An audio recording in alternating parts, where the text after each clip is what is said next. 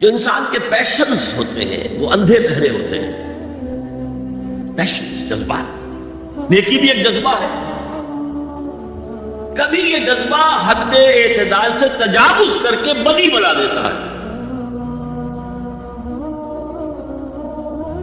جیسے رہبانیت، ترک دنیا، شادی نہیں کروں گا، گھر گھرستی کا بکھیرا بول نہیں دوں گا، بس اللہ سے لو لگاؤں گا. ظاہر بات ہے جس نے بھی فیصلہ کیا نیکی کے جذبے کے تحت کیا نا، لیکن اس کا جو نتیجہ نکلا اکثر و بیشتر پھر حرام کاری ہوئی.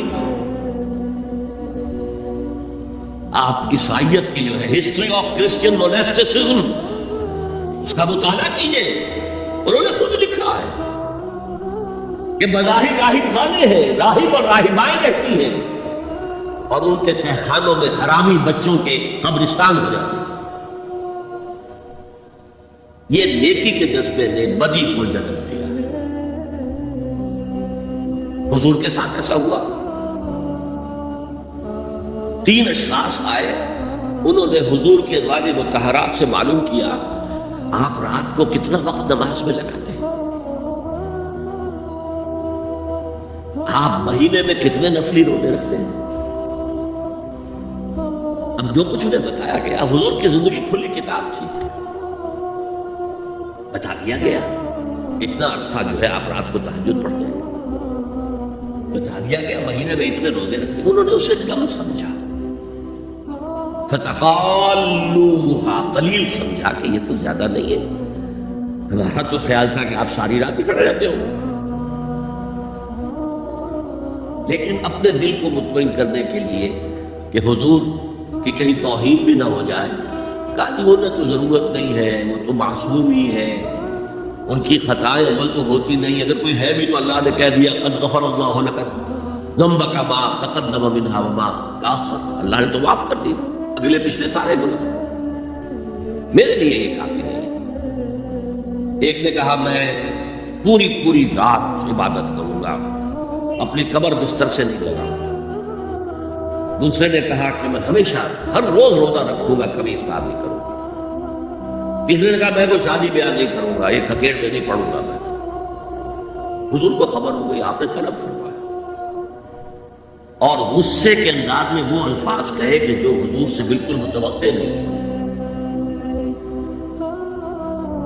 واللہ انی لاتقاکم واخشاکم، خدا کی قسم میں تم سب سے زیادہ متقی ہوں اور سب سے زیادہ اللہ سے ڈرنے والا ہوں. لیکن میرا طریق یہ ہے کہ میں رات کو سوتا بھی ہوں اور نماز بھی پڑھتا ہوں، میں روزہ رکھتا بھی ہوں، نافلہ بھی کرتا ہوں، میں نے شادیاں کی ہیں، متعدد ازواج میرے گھروں میں ہیں. فمن رغب عن سنتی فلیس منی، جو بھی میری سنت سے ہٹا وہ مجھ میں سے نہیں ہے، میرا امت ہی نہیں. تو نیکی کا جذبہ بھی حد اعتدال سے تجاوز کر کے بدی کو جنم دے سکتا ہے. ایک صحابی، نوجوان صحابہ میں سے عبداللہ بن عمرو بن العاص، عجیب یہ بات ہے کہ باپ جو ہے بہت بڑا سیاستدان، بہت بڑا جری سپہ سالار، بہت بڑا حکمران، حضرت عمرو بن العاص، بیٹا نہایت زاہد و عابد، مرتاس، زاہد مرتاس، ساری رات کھڑے ہیں، بستر سے کمر ہی نہیں لگائی، ہر روز روزے سے ہیں. یہ خبر دی گئی حضور کو تو آپ نے طلب فرمایا یا عبداللہ اولم اخبر انک تقوم اللیل وتصوم النہار، اے عبداللہ مجھے یہ خبر نہیں دی گئی ہے، یعنی یہ بات جو ہے صحیح ہے کہ نہیں کہ تم ساری رات عبادت کرتے ہو، ہر روز روزہ رکھتے ہو؟ کیا کہہ سکتے تھے؟ بلا یا رسول اللہ، حضور ایسا تو ہے. فرمایا لا تفعل، ہرگز ایسا مت کرو. فإن لزوجك عليك حقا وإن لزوجك عليك حقا بل إن لنفسك عليك حقا، تمہارے نفس کے بھی تم پر حقوق ہیں، تمہارے بیوی کے بھی تم پر حقوق ہیں. ان کی زوجہ سے کسی نے پوچھا تھا تم ہمیشہ میلی کچیلی رہتی ہو، کبھی ہم نے تمہیں کسی اچھے لباس میں کسی کوئی جسے سنگھار کہہ دیتے کہ یہ میں نے دیکھا تو ان کا کہ مجھے کیا غرض ہے، تمہارے بھائی کو تو مجھ سے کوئی غرض ہے ہی نہیں، میں کس کے لیے بغاؤ سنگھار کروں، یہ بھی الفاظ آتا۔ فرمایا ہرگز مت کرو، میں تو کرتا ہوں، میں روزے بھی رکھتا ہوں لیکن نہیں بھی رکھتا، میں نماز پڑھتا ہوں سوتا بھی، میری بیویاں ہیں میں کام دیتا ہوں، تو میری سنت اگر تم نے چھوڑ دی تو تمہارا مجھ سے کوئی تعلق نہیں ہوگا۔ اس کا مطلب کیا ہوا؟ تو سبب نیکی کا ایک ماڈل بھی سامنے رہنا چاہیے جس میں توازن ہو، اعتدال ہو۔ انبیاء وہ توازن پیش کرتے ہیں اپنے کردار اور شخصیت کے ذریعے سے۔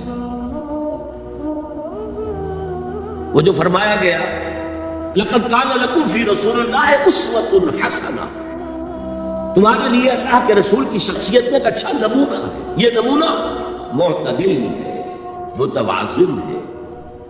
حضرت عائشہ فرماتی ہے حضور ہمارے مابین تشریف فرما ہوتے تھے، پیار اور محبت کی باتیں بھی ہوتی تھیں، حضور ہمارے ہاں کے جو ذرا زیادہ دیندار جنہیں زیادہ مسالہ لگ جاتا ہے وہ کرخت مزاج کے گھروں میں بھی معلوم ہوا داخل کیا ہوا قیامت آ گئی ہے، تو اس طرح کا نہیں تھا معاملہ، ایک بیویوں کی دل جوئی، ان سے محبت اور پیار کی باتیں۔ لیکن حضرت عائشہ فرماتی ہے کہ ہمارے درمیان بیٹھے ہوتے تھے اور پیار و محبت کی گفتگو ہو رہی ہوتی تھی، اذان کی آواز آتے ہی ایسے ہی اٹھ کر چل دیتے تھے جیسے ہمیں جانتے بھی نہیں کہ ہم کون ہیں۔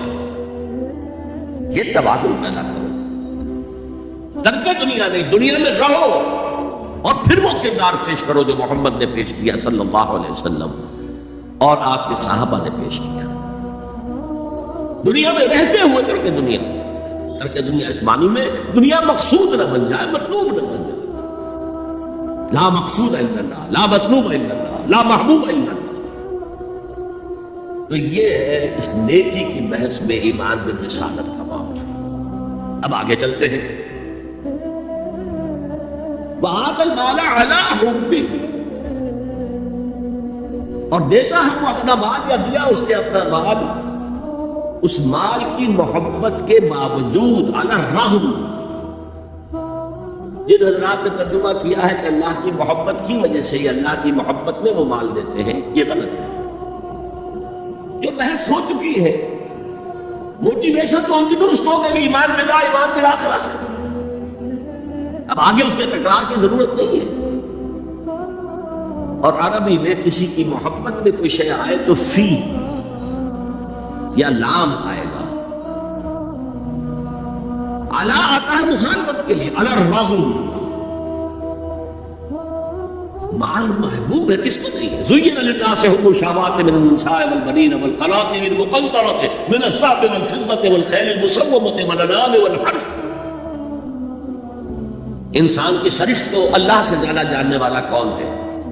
وہ فرما رہا، سورہ آل عمران کی آیت ہے، مزین کر دی گئی ہے انسانوں کے لیے محبت بیویوں کی، بیٹوں کی اور ڈھیروں مال کی، سونے کی اور چاندی کی، اور گھوڑے ہوں کہ جو پیڈگری والے ہوں اور جو بہت اعلیٰ نسل کے ہوں، خیل المسومہ نشان زدہ گھوڑے، اور مال ہو، بھیڑے بکریوں کوئی گلے کے گلے ہوں اور گائے اور بیل ہوں، اور یہ ساری چیزیں محبوب ہیں۔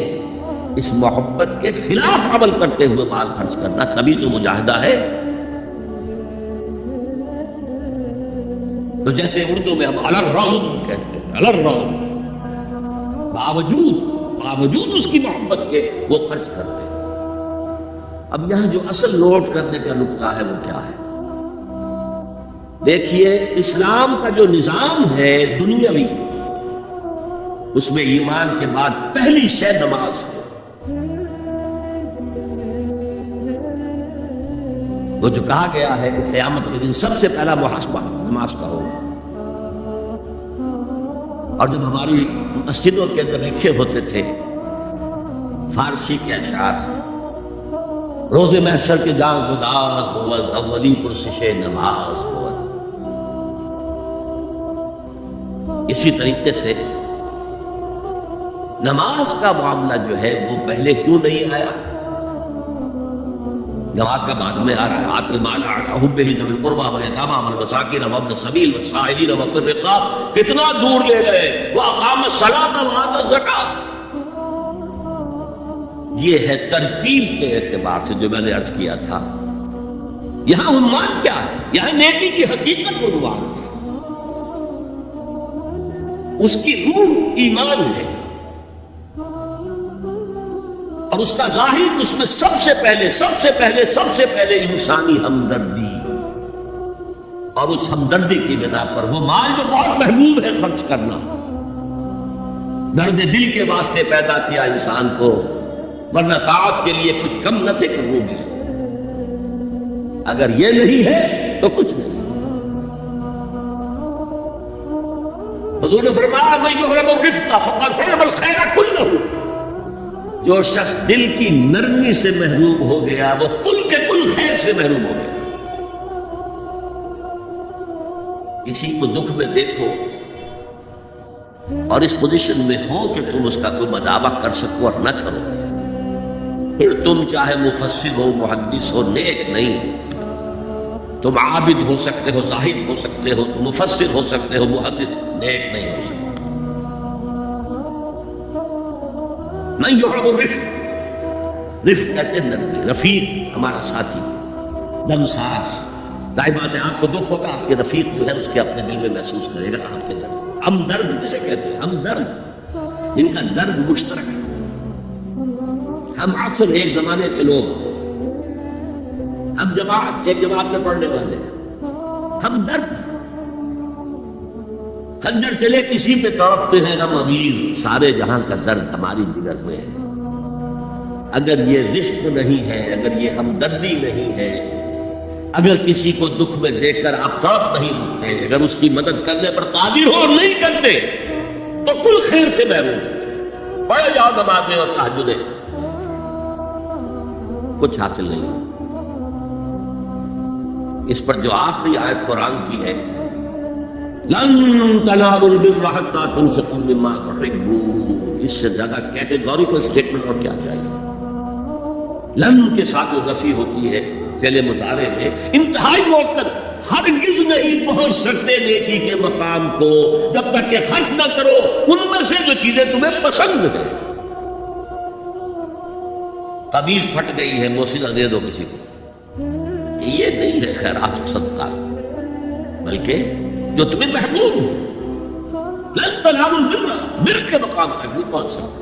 پھر میں کہہ رہا ہوں عابد ہو سکتے ہو، زاہد ہو سکتے ہو،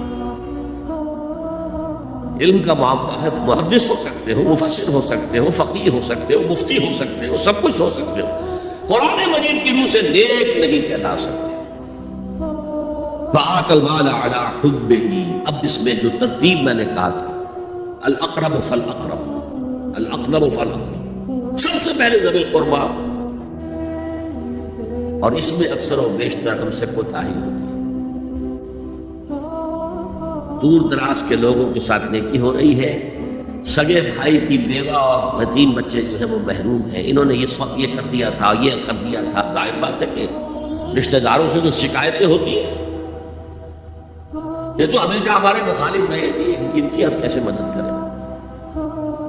اگر تو اللہ کے لیے دینا ہے تو پہلا حق ان کا. من عطا للہ وابغض للہ وعطا للہ ومنع للہ، اللہ کے لیے دیا ہے اگر تو اپنے اس نفس کے جو انتقام کا جذبہ ہے اس کو کچلو، اور جس کا سب سے پہلا حق ہے اس کو پہنچاؤ. حق بحقدار رسید، ذوی القربیٰ والیتامى، جو بے سہارا رہ گئے، باپ کا سایہ نہ رہا. والمساکین، مساکین کسے کہتے ہیں؟ مسکنت کہتے ہیں کم ہمتی. آپ کو معلوم ہے آج کل ایک مرض کہلاتا ہے نیورستھینیا. آدمی دیکھنے میں ہٹا کٹا ہے، صحت مند ہے، لیکن اندر سے اس کی کوئی ہمت ایسے جواب دے گئی ہے کچھ کر ہی نہیں سکتا. وہ ہے مسکین. اسی لیے جو فرمایا گیا یہودیوں کے لیے ضربت علیہم الذلۃ والمسکنہ، ذلت کے معنی بھی کمزوری اور مسکنہ کم ہمت، ہمت ختم ہو. تو جو اپنے پاؤں پر نہیں کھڑا رہ سکتا اس وجہ سے کہ اس میں وہ ہمت کم ہو گئی، وہ بھی مستحق ہے. وابن السبیل اور مسافر. پرانے زمانے میں آپ کو معلوم ہے نہ سرائیں تھیں، نہ کچھ اور تھا، نہ ہوٹل تھے. پھر اگر کہیں راستے میں چوری ہو گئی، ڈاکہ پڑ گیا، تو آدمی جو ہے گھر میں خود ہے، کفیل ہے، اچھا ہے. اس وقت کی حالت ایسی ہو گئی. ہمارے ہاں بیگرز نے اسی کو ایک بہت بڑا بہانہ بنایا ہوا، جی میں آیا تھا وہاں سے اور یہاں سے اور میری جیب کٹ گئی، سب کچھ چلا گیا، اب مجھے واپس جانے کے لیے کرایہ چاہیے. اکثر وہ بیشتر جھوٹے کیسز ہوتے ہیں. اگر آپ کسی کو پکڑ لیں اور ساتھ لے کر کہیں تحقیق کراؤ تو وہ بھاگ جائے گا، پھر بھی آئے گا اس مسجد میں. لیکن یہ کہ وابن السبیل یہ بھی ایک کھاتا ہے. والسائلین یہ ذرا تفصیل طلب معاملہ ہے. اسلام کی تعلیم بڑی متوازن ہے. ایک طرف سوال کی مذمت ہے، مت اپنا دستے سوال دراز کرو کسی کے سامنے. جو شخص ہاتھ پھیلاتا ہے مانگنے کے لیے وہ اپنی عزت نفس کو ہتھیلی پر رکھ کر آپ کے سامنے پیش کرتا ہے، اور آپ ٹھوکر مار دیتے ہیں اس کی عزت نفس کو. مانگو اللہ سے. اللہ کسی کے دل میں ڈالے تمہاری ضرورت پوری کر سکتا ہے، بغیر اس کے کہ تم کسی کے سامنے دست سوال دراز کرو. تو سخت مذمت ہے. اور خاص طور پر بیگری جو ایک انسٹیٹیوشن بن گیا ہے، ایک پیشہ بن گیا ہے، وہ تو اسلام کے تعلیمات کے منافی ہے. اور جس طرح کی ہم خیرات بانٹتے ہیں، 5 روپے کا نوٹ دے رہے ہیں مانگنے والوں کو، مسجدوں کے باہر سمجھ رہے ہیں ہم نے حاتم طائی کی خبر کو لات مار دی، حالانکہ حقیقت میں آپ انسٹیٹیوشن آف بیگری کو سپورٹ کر رہے ہیں. کسی ایک کو لے لو، آؤ چلو مجھے اپنا گھر دکھاؤ، مجھے بتاؤ تم واقعی اس قابل ہو یا نہیں، اور پھر اس کی مدد کریں، لمسم کریں. پھر وہ 5 روپے نہیں ایسی دیں کہ وہ کچھ اپنے پاؤں پر کھڑا ہو سکے. میں نے 1 روپیہ نہیں کہا کہ 1 روپیہ تو اب کوئی شے نہیں رہی، لیکن یہ کہ 5 روپے کا نوٹ بھی آپ نے تقسیم کرنے شروع کر دیے، یہ کیا ہے؟ والسائلین وفی الرقاب. لیکن دوسری طرف سائل کو جھڑکنا نہیں ہے. ولا تصاف اما سائل فلا تنہر، جھڑکنا نہیں. اچھا بھائی نہیں، معاف کرو میرے پاس اس وقت آپ کی مدد کے لیے کچھ نہیں ہے، میں کچھ نہیں کر سکتا. تو ان دونوں کے درمیان اصل میں معاملہ ہونا چاہیے. بلکہ یہاں تک بھی فرمایا سائل کو ضرور دو، چاہے وہ گھوڑے پر سوار ہو کر تمہارے دروازے پہ آیا. کیا پتا اس کی واقعی الجھن کیا ہے. تو سوال کی مذمت اور سائل کو جھڑکنے کی ممانعت. حتی الامکان خالی ہاتھ نہ لوٹاؤ. اس نے اپنی عزت نفس اپنی ہتھیلی پر رکھ کر تمہاری سامنے پیش کر دیا، اسے ٹھوکر نہ مارو. لیکن جیسا کہ میں نے عرض کیا، یہ انسٹیٹیوشن آف بیگری جو ہے یہ ایک علیحدہ شے ہے بالکل، اس کا اس سے کوئی تعلق نہ سمجھے. وفی الرقاب، رقاب جمع ہے رقبہ، گردن. فک رقبۃ او اطعام فی یوم ذی مسغبۃ یتیما ذا مقربۃ او مسکینا ذا متربہ. فک رقبۃ، کسی کی گردن چھڑا دینا. اس وقت سب سے بڑی اپلیکیشن اس کی تھی غلاموں کو، کنیزوں کو اپنے پیسے سے خرید کر آزاد کرنا. بہت بڑی نیکی، بہت بڑی نیکی. اور حضرت ابوبکر رضی اللہ تعالیٰ عنہ کے دفتر فضائل میں سب سے اونچا کام یہ ہے کہ جن غلاموں کو، جن کنیزوں کو ستایا جا رہا تھا، their owners, their masters، ان کے آقا کو حق حاصل تھا، جو چاہے کرے ان کے ساتھ. قتل کرنے کوئی پوچھنے والا نہیں ہے. میں پہلے بھی عرض کر چکا ہوں، میری ملکیت ہے، جیسے میری بکری میری ملکیت ہے، میں نے اس کو ذبح کیا، گوشت کھا لیا، تم کون ہوتے ہو پوچھنے والے؟ میرا غلام تھا، میں نے قتل کر دیا، تم کون ہو پوچھنے والے؟ ان کو حضرت ابوبکر نے خرید کر آزاد کیا اور منہ مانگے دام دیے. حضرت بلال کے لیے امیہ ابن خلف نے اتنی بڑی رقم مانگی، حضرت ابوبکر نے کہا ٹھیک ہے لو. باپ نے کہا بھی ابو قحافہ نے، ابوبکر کو کوئی غلام خریدنا ہی تھا تو کوئی طاقتور آدمی جو کام آ سکے کہیں، اس کو خریدنا چاہیے. مجھے کیا پتا ابوبکر کس لیے خرید رہا، کس کے لیے خرید رہا. آج کے دور میں اس کی اپلیکیشن ہوگی. کوئی شخص جو ہے اگر قرض میں اس طرح جکڑا جائے کہ لاکھ ہاتھ پاؤں مارے نکل نہیں سکتا، اس کو کوئی لم سم مدد دے کر اس قابل کیا جائے کہ وہ پھر اپنے پاؤں پر کھڑا ہو جائے. یہ نہیں کہ اسے آپ ہر مہینے کچھ رقم دیتے رہیں مینٹیننس کے لیے، نہیں، اس سے تو اسی پوزیشن میں رہے گا. یہ بعض مائنورٹی کمیونٹیز کے اندر یہ معاملہ موجود ہے. کوئی بھائی اگر گر گیا ہے کاروبار میں تو اس کی پھر ایسی مدد کی جائے کہ وہ پھر آپ کی صف میں آ کر کھڑا ہو جائے، respectable member of your community, وہ اس شکل میں پہنچ جائے. یہ بھی فک و رقابت اس کی ذیل میں آج کل آئے گا. اب اس کے بعد آیا وَأَقَامَ الصَّلَاةَ وَآتَى الزَّكَاةَ. یہ دو کیا ہے؟ یہ عبادات کی شکل میں دو ستون ہیں جو ان دو چیزوں کو سپورٹ کرتے ہیں جو اب تک بیان ہوئی ہے. ایمان کو تازہ رکھنے کے لیے نماز قائم کرو. ہر نماز ایمان کی تجدید ہے. اقیم الصلاۃ لذکری، نماز قائم کرو میری یاد کے لیے. اپنا عہد اللہ کے ساتھ تازہ کرو. ایاک نعبد و ایاک نستعین، اے اللہ ہم تیری ہی بندگی کرتے ہیں اور کرتے رہیں گے، تجھ ہی سے مدد مانگتے ہیں اور مانگتے رہیں گے. اپنے اس عہد بندگی کو تازہ کرو، ایمان کو تازہ کرو. الحمدللہ رب العالمین الرحمن الرحیم، ایمان باللہ تازہ ہوا نا. مالک یوم الدین، ایمان بالآخرہ تازہ ہو گیا. یہ ہے ایمان کو قائم رکھنے کے لیے، نیکی کی اس روح کو برقرار رکھنے کے لیے اللہ تعالیٰ کی طرف سے یہ ستون ہے.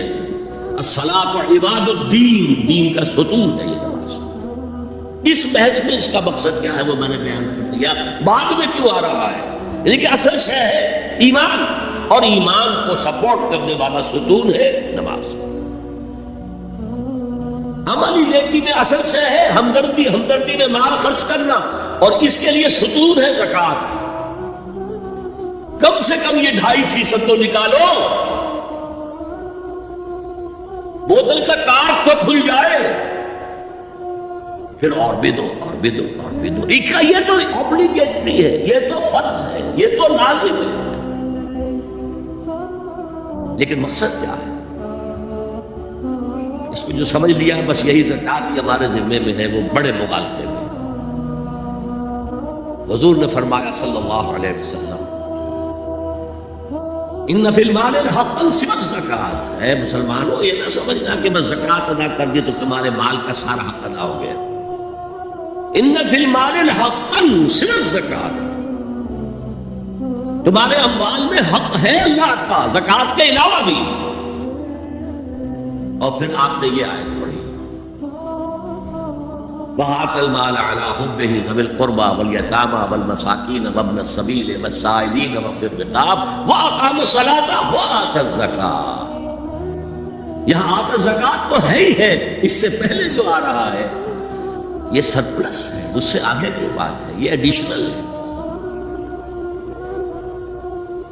اسی لیے جب انفقوا انفقوا انفقوا انفقوا انفقوا کی جو تکرار ہوتی ہے قرآن مجید میں، تو ایک جگہ پہ سوال کیا صحابہ نے کتنا خرچ کریں؟ فرمایا قل العفو، کہہ تو جو بھی ضرورت سے دائی تو دے ڈالو. Don't accumulate, don't retain any thing. ایک بات آپ سے کہوں، آپ کچھ چونک جائیں گے. حضور نے کبھی زکوٰۃ دی؟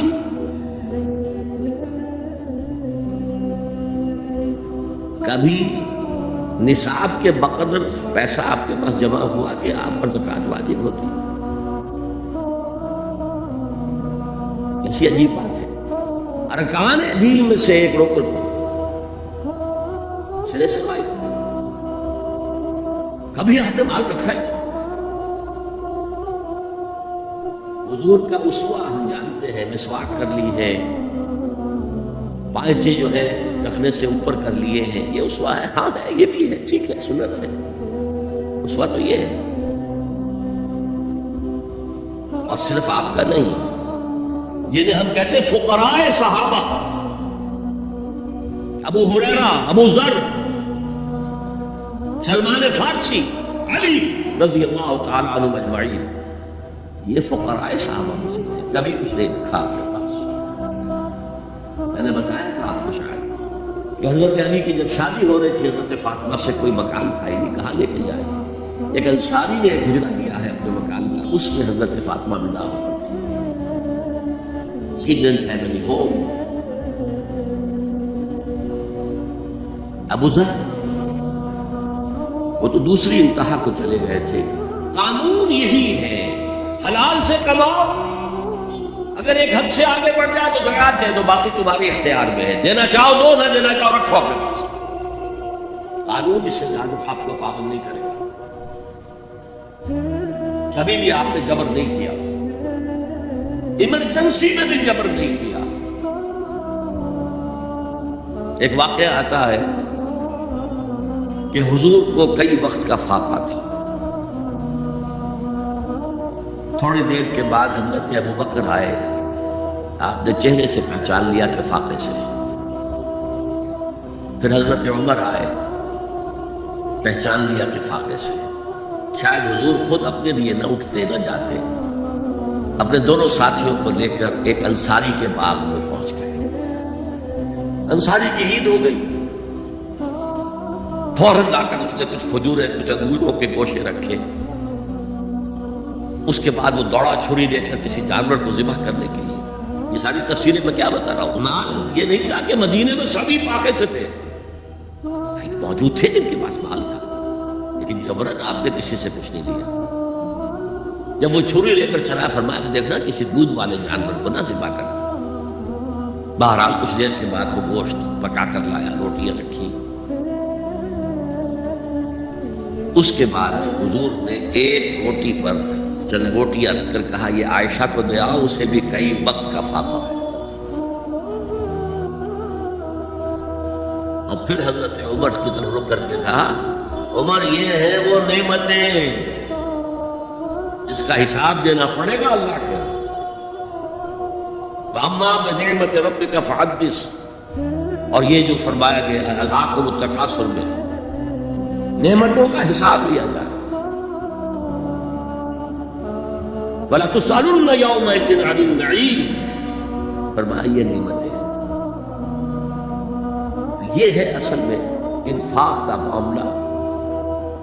آپ کے اس پر چھوڑ دیا گیا ہے. جتنا بھی آپ میں جذبہ ہے، جتنا بھی آخرت کا یقین ہے، اتنا ہی آپ پسند کریں گے کہ آخرت کے بینک میں جمع کرائیں، یہاں کے بینکوں میں کیوں جمع کریں. یہاں کتنا دے دیں گے آپ کو؟ 10%، 20%. وہاں 700% ملتا ہے. 700% نہیں، 7,000، 700 گنا. Why to keep it in these banks؟ حضرت مسیح کا جو پہاڑی کا باز بہت مشہور ہے، صدر آف دا ماؤنٹ، بڑے پیارے الفاظ ہیں. میں آپ سے اپنا تاثر عرض کیے بغیر نہیں رہ سکتا. جہاں تک مواعظ کا تعلق ہے، جو حضرت مسیح کے مواعظ آئے ہیں ان سے اونچے واعظ کوئی ممکن نہیں. اسی میں یہ جملہ بھی ہے، دیکھو اپنا مال زمین پر جمع نہ کرو، جہاں چوری بھی ہوتی ہے ڈاکہ بھی پڑتا ہے، کیڑا بھی خراب کرتا ہے. آسمان پر جمع کرو جہاں نہ چوری کا اندیشہ، نہ ڈاکے کا خوف، نہ کیڑا خراب کر سکے. اس لیے کہ میں تم سے سچ کہتا ہوں کہ جہاں تمہارا مال ہوگا وہی تمہارا دل ہوگا. مال یہاں ہوگا تو دل اٹکا ہوا ہوگا، اور فرشتے اس طرح گھسیٹ کر کھینچیں گے آپ کی جان کو جیسے کہ سیخ پر سے کباب پھینکا جاتا ہے. اگر دل وہاں لگا ہوا ہے، جس کے لاکھوں کروڑوں ڈالر سوئس بینکس میں جمع ہے، اسے کہا جائے نکل جاؤ پاکستان سے، اسے کوئی تکلیف ہوگی؟ نکل جاؤ فلاں ملک سے، ملک بدل کر دے، تمہیں کیا تکلیف؟ میرا بینک کے اندر پیسے ہیں. البتہ جس کا باہر کچھ نہ ہو، اسے اگر یہ دی جائے سزا تو اس کی تو جان پر بن جائے گی. تو یہ ہے انفاق کا معاملہ. اس میں یہ دو جو ہے، ایک قانونی سزا ہے. قانونی سزا یہ کہ حلال ذریعہ حرام نہ ہو، سود نہ ہو، جوا نہ ہو، فحاشی کو ذریعہ نہ بنایا جائے. منشیات کو ذریعہ نہ بنایا جائے کمائی کا. اور جو بھی آپ کے پاس ہے آپ نصاب کی سطح کے اوپر آ گئے تو 2.5% زکوٰۃ دے دو. قانون اس سے آگے آپ سے مطالبہ نہیں کرے گا. اگرچہ فقہا نے یہ فتویٰ دیا ہے کہ اگر کسی وقت جو فقراء ہیں ان کی ضرورتیں زکوٰۃ سے پوری نہ ہو سکے تو اس وقت کا امام، اس وقت کا خلیفہ وہ زبردستی بھی امراء کے مال میں سے مزید دے سکتا ہے زکوٰۃ کے علاوہ. لیکن کمال یہ ہے محمد رسول اللہ صلی اللہ علیہ وسلم کا کہ نہایت جان رسل تحریک جو تھی، انقلابی تحریک، اس میں بھی کبھی آپ نے جبر سے کام نہیں کیا. یہ آپ کے چوائس پر ہے.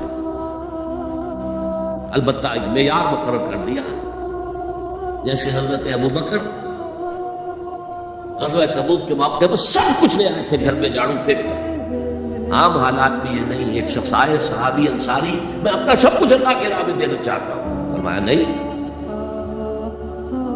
تم چاہتے ہو کہ اپنے ورثاء کو غریب اور فقیر بنا کر جاؤ؟ اچھا میں آدھا دے دوں. آدھا بھی بہت ہے. فرمایا تہائی دے جاؤ. فرمایا ہاں تہائی کافی ہے. بس ثلث و کثیر، اور ثلث بھی بہت ہے. اور یہی قانون ہے وراثت کا. آپ ثلث سے زیادہ، 1/3 سے زیادہ کی وصیت نہیں کر سکتے. 2/3 مال جو ہے کم سے کم وہ صرف قانون وراثت کے مطابق تقسیم ہو.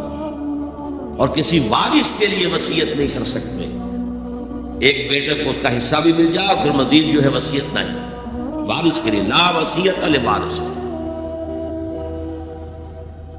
تو یہ ہے زکوٰۃ در حقیقت اس جذبہ انفاق کو سپورٹ دینے والی شے. کم سے کم یہ تو دو. بوتل کا کارک کھل جائے گا تو مزید بھی نکل آئے گا اس میں سے. وَآتَ الْمَالَ عَلَىٰ حُبِّهِ ذَوِي الْقُرْبَىٰ وَالْيَتَامَىٰ وَالْمَسَاكِينَ وَابْنَ السَّبِيلِ وَالسَّائِلِينَ وَفِي الرِّقَابِ وَأَقَامَ الصَّلَاةَ وَآتَى الزَّكَاةَ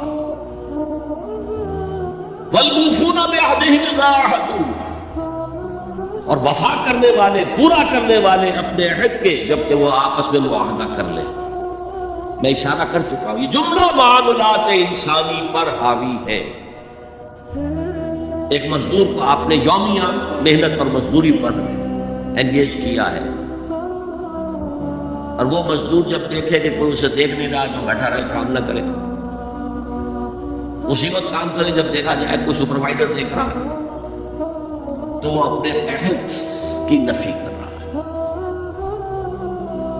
ایک ملازم ہے، وہ دفتر میں بیٹھا ہوا ہے، مکھیاں مار رہا، یہ چائے پر چائے پیے چلے جا رہا، جو کام تھا وہ نہیں کر رہا ہے، تو وہ اپنے معاہدے کے خلاف کر رہا ہے.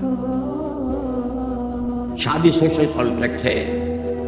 عورت کے جو فرائض ہیں ان سے زیادہ کام مطالبہ کرتے ہیں تو آپ ظالم ہیں. عورت کے جو حقوق ہیں وہ زیادہ نہیں کرتے تو ظالم ہیں. اس اعتبار سے پوری انسانی زندگی، خاص طور پر آج کل کاروبار تو بیسیکلی اصل جو ہے وہ کانٹریکٹ کی بنیاد پر ہے. معاہدہ کر لیا ہے تو اب معاہدہ پورا کرو.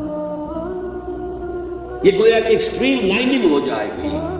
پورے معاملات دنیاوی جو ہے ان کے لیے ایک ایفائے عہد کا اگر معاملہ آپ کی شخصیت کے اندر پختگی سے قائم ہو جائے تو سارے جو معاملات بین الانسان ہیں، انسانوں کے درمیان جو معاملات ہیں، لینے دینے کے، خرید و فروخت کے، ملازمت کے، شادی کے، یہ سب کے سب صحیح ہوں گے، سیدھے ہوں گے. ان میں خیر ہوگا، ان میں برکت ہوگی.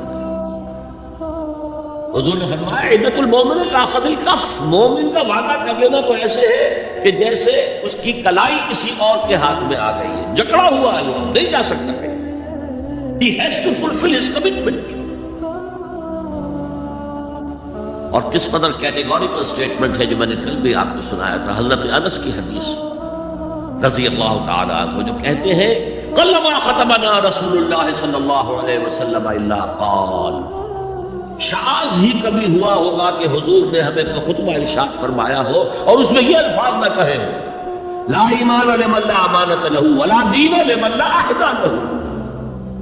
اس شخص میں امانت داری کا بس نہیں، اس کا کوئی ایمان نہیں اور جس شخص کے اندر ایفائے عہد کا مادہ نہیں، اس کا کوئی دین نہیں. دین تو نام ہے ایک بہت بڑے کانٹیکٹ کا، ایاک نعبد و ایاک نستعین. اے اللہ تیری ہی بندگی کرتے ہو کریں گے. اس سے بڑا معاہدہ کیا ہوگا؟ پوری زندگی کو کور کر رہا ہے. وہ اتنا بڑا معاہدہ کیسے پورا کر دے گا اگر وہ چھوٹے چھوٹے عہد پورے نہیں کرتا؟ حضور کو جو الصادق الامین کے جو خطابات مل گئے تھے کاروبار معاملات کے اندر، ایک واقعہ آتا ہے یہ قبل ظہور نبوت. میں آغاز نبوت نہیں کہا کرتا، نبی پیدائشی نبی ہوتا ہے. ظہور نبوت، نبوت ظاہر ہوتی ہے جب وحی کا آغاز ہوتا ہے. کسی شخص سے جو معاملے پر بات ہو رہی تھی، اس شخص کو کوئی کام یاد آ گیا. انہوں نے کہا محمد ذرا یہاں میرا انتظار کرو تھوڑی دیر، میں ابھی آتا ہوں. چلا گیا اور جا کر بول گئے. فذکر بعد ثلاث، اب اسے یاد آیا 3 کے بعد. 3 دن بھی ہو سکتے ہیں، 3 گھنٹے بھی ہو سکتے ہیں. عام طور پر خیال یہ ہے کہ 3 دن کے بعد یاد آیا. گھبرا کر گیا ہے تو دیکھا وہی بیٹھے ہوئے. اس نے معذرت کی، فرمایا کہ تم نے جو کیا میں تو اپنے عہد کا پابند تھا، میں کیسے ہلتا یہاں سے؟ میں نے کہا کہ ہاں میں تمہارا انتظار کروں. تو ایفائے عہد یہ گویا کہ معاملات، میں نے کہا تھا کہ عمل کے یہاں پر 3 بڑی بڑی شاخیں آ گئی. ایمان کی 5 پتیاں کلی کھل کر پھول بن گیا. اعمال کا ایک تناور درخت ہے، اس کے 3 جو ہیں بڑی بڑی شاخیں آ گئی. ہمدردی اور انسانی ہمدردی میں اپنا مال خرچ کر سکتا. عبادات جن میں اہم ترین نماز اور زکوٰۃ. معاملات جن کے اعتبار سے صرف ایک شے کافی ہے، ایفائے عہد. یہاں آپ دیکھیں گے کہ سورۃ العصر کی تیسری شے کا ذکر نہیں ہے، الا الذین آمنوا، اس کا یہاں ذکر آ گیا. ولکن البر من آمن باللہ والیوم الآخر والملائکۃ والکتاب والنبیین وعملوا الصالحات. جو تلے کے 3 شاخیں ہیں موٹی موٹی آگے، لیکن امپلائڈ ہے یہاں پر، جیسے میں نے عرض کیا تھا کہ اگر ترجمے میں اضافہ کیا گیا صبر حق و باطل کی جنگ کے وقت، یہاں جو صبر کا ذکر ہو رہا ہے وہ صبر علی الطاعہ نہیں ہے جو میں نے کل بیان کیا تھا، صبر علی المعصیہ نہیں ہے جو میں نے کل بیان کیا تھا. وہ صبر ہے اللہ کی راہ میں صبر، اللہ کی راہ کی جد و جہد کرتے ہوئے اگر فقر و فاقہ کی کیفیت ہو جائے، جیسے پورا بنی ہاشم کا قبیلہ جو ہے وہ 3 سال تک نظر بند رہا ہے شعب بنی ہاشم کے اندر، اور گھاٹی کے دونوں طرف پہرا تھا کہ کوئی خوراک اندر نہ جائے.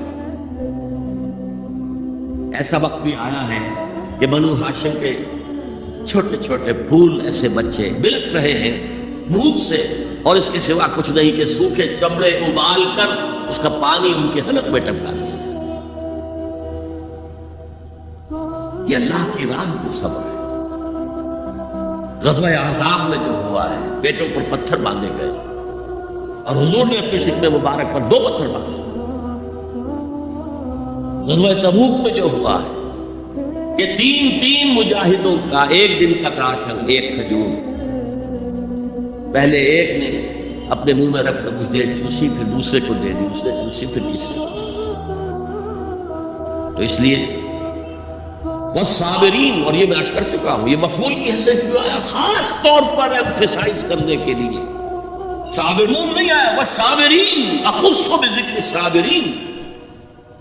اور اصل میں نیکی جو ہے اس کا معیار تو وہ ہے حق کے لیے بھوک سہو، تکلیفیں سہو، اور حق کے لیے میدان جنگ میں آ کر صابر رہو، ثابت قدم رہو.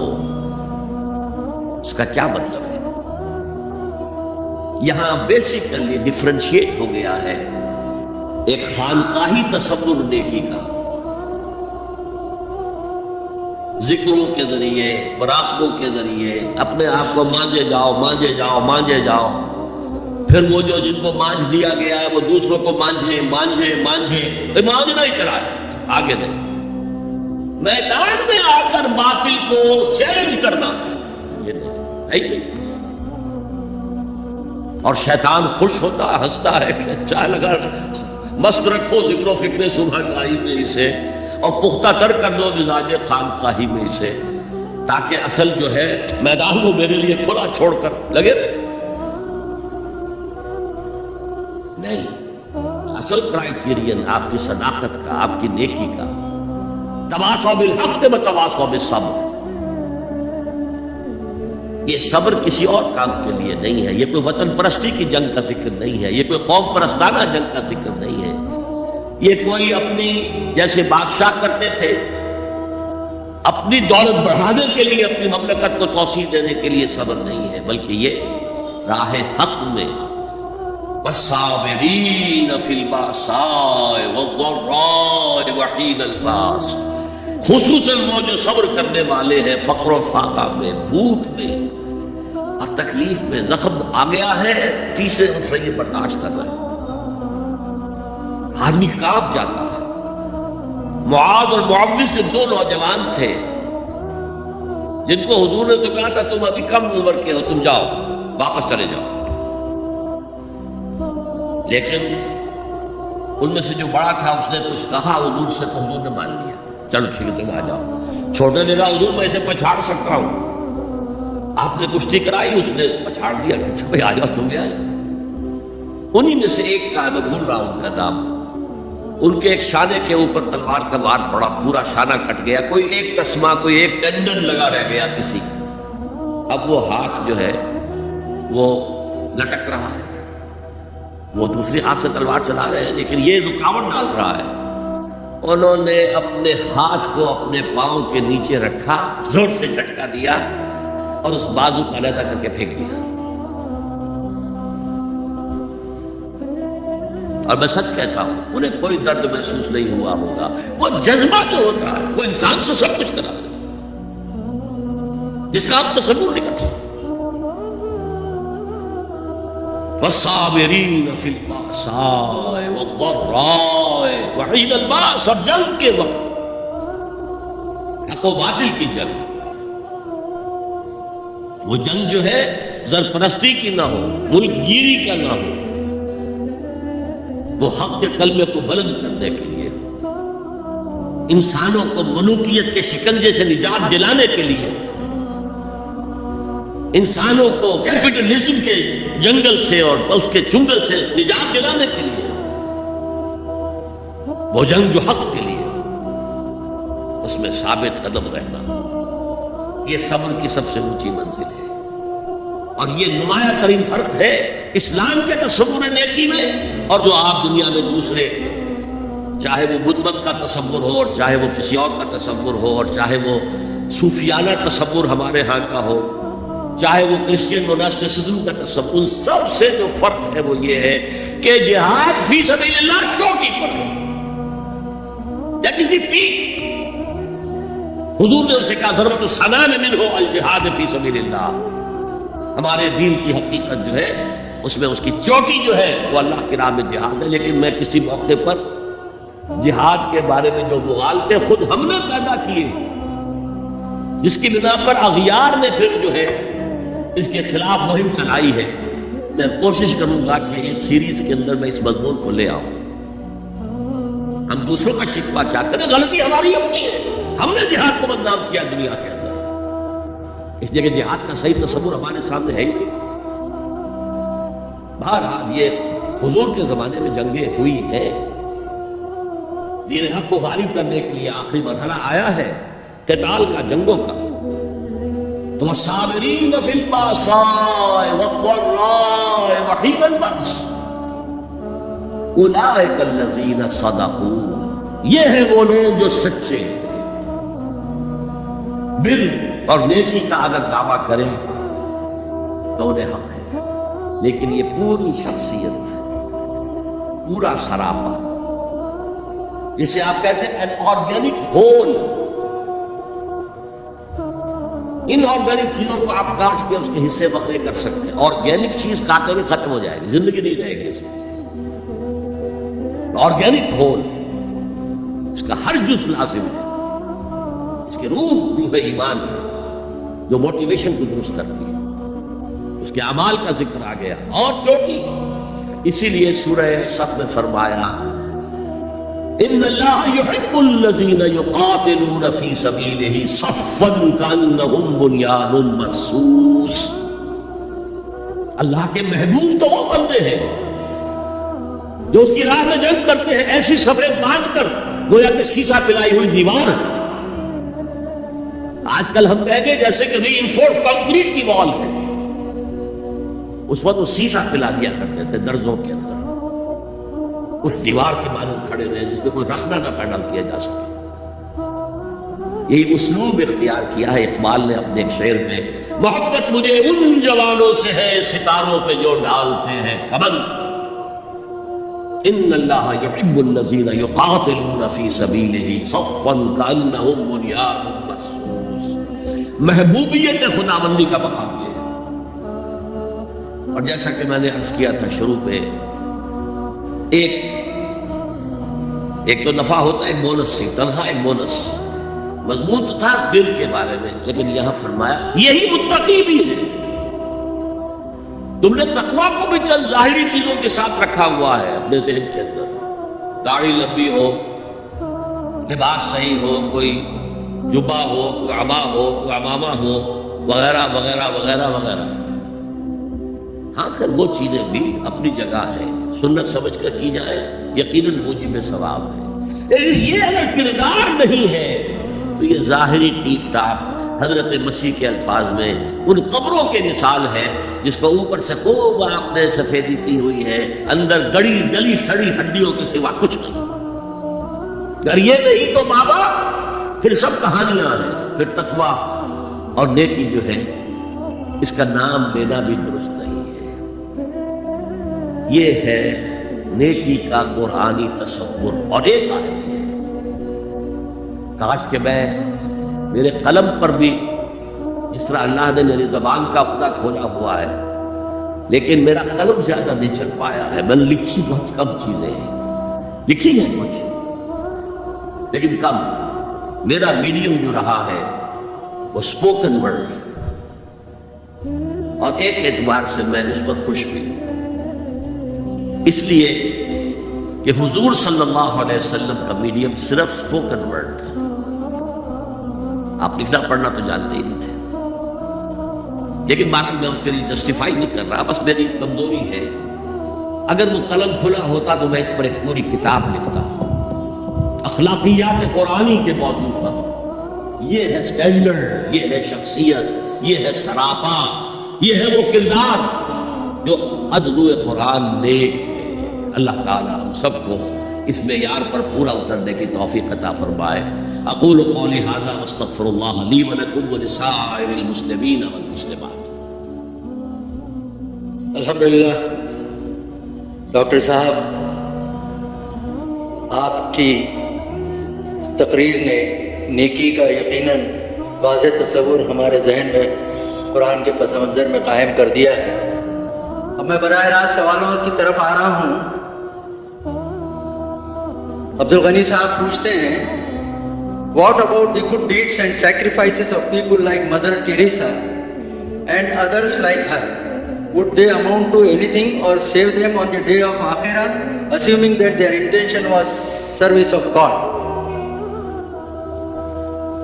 No, the question is, why didn't she accept Muhammad sallallahu alaihi wasallam as the messenger of God?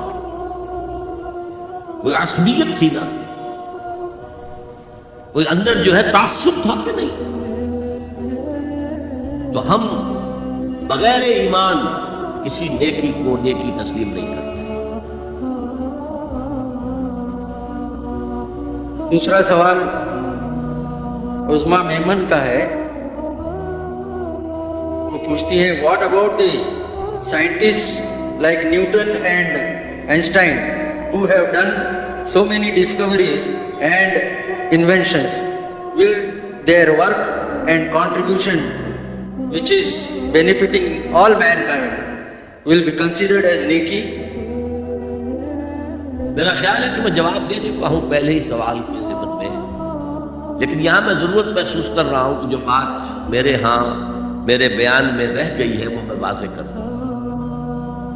دیکھیے، ایک شخص اللہ پر، آخرت پر، رسالت پر یقین نہیں رکھتا، وہ نیکی کیوں کر رہا ہے؟ آخر کوئی نہ کوئی مقصد تو اس کے پیش نظر ہے۔ کوئی شہرت چاہتا ہے، کوئی دنیاوی فائدہ پیش نظر ہے، کوئی اسے اقتدار کی سیڑھی بنانا چاہتا ہے، کوئی نہ کوئی مقصد تو ہے۔ ہاں، ہم یہ نہیں کہتے جو اپنے وقت میں جو امت موسیٰ علیہ السلام تھے ان کے لیے اللہ پر ایمان، آخرت پر ایمان، اور موسیٰ پر ایمان کافی تھا، اس کے ساتھ نیکی ان کی قبول تھی۔ کہ حضرت عیسیٰ کے زمانے میں جو عیسیٰ پر ایمان رکھنا تھا، اور جو یہودی حضرت عیسیٰ پر ایمان نہیں لایا وہ تو بدبخت، اس کو سخت سزا کا مستحق۔ ایمانیات ثلاثہ جو ہمارے ہیں، اصولی طور پر سب سے اہم ایمان باللہ ہے، عملی اعتبار سے سب سے اہم ایمان بالآخرہ ہے، قانونی اعتبار سے سب سے اہم ایمان جو ہے ایمان بالرسالت۔ اگر ایک شخص اللہ کو مانتا ہے، آخرت کو مانتا ہے، رسول کو نہیں مانتا ہے، اسے کافر